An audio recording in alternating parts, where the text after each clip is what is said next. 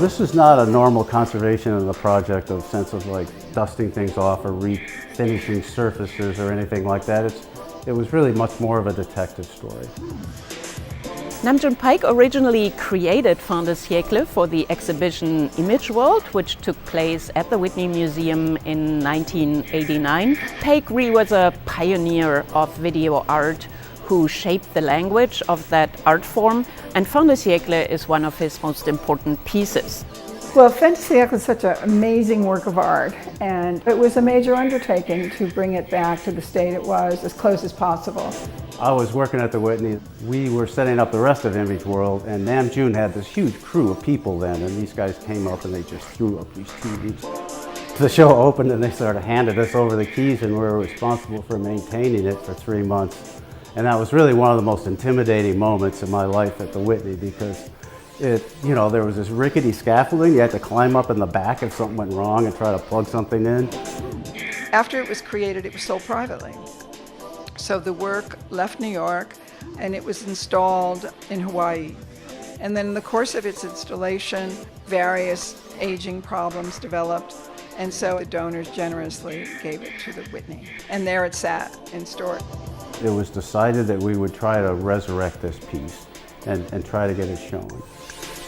They had some instructions, but what we had from when it was set up at the Whitney was just some old wiring diagrams.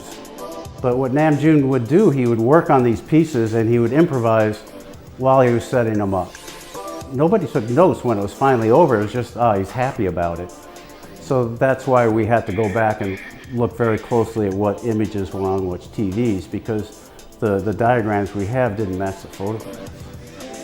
It was really a large process of acquiring all these older TVs. We did that, and then we also had to make a decision, a philosophical decision, a conservation decision. If we were not able to get enough of the console TVs that my mother used to have, our parents had these old TVs, would we then buy flat screens and make furniture to look like the old console and put them in? And we decided no. That's not something Nam June would have done. He took what was available. If that were the case, then we would have to buy new ones and start with flat screens or do something different.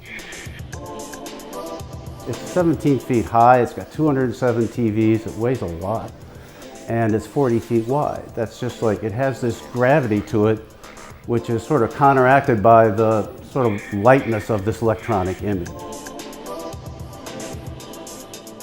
It's huge. I mean, it's a huge undertaking.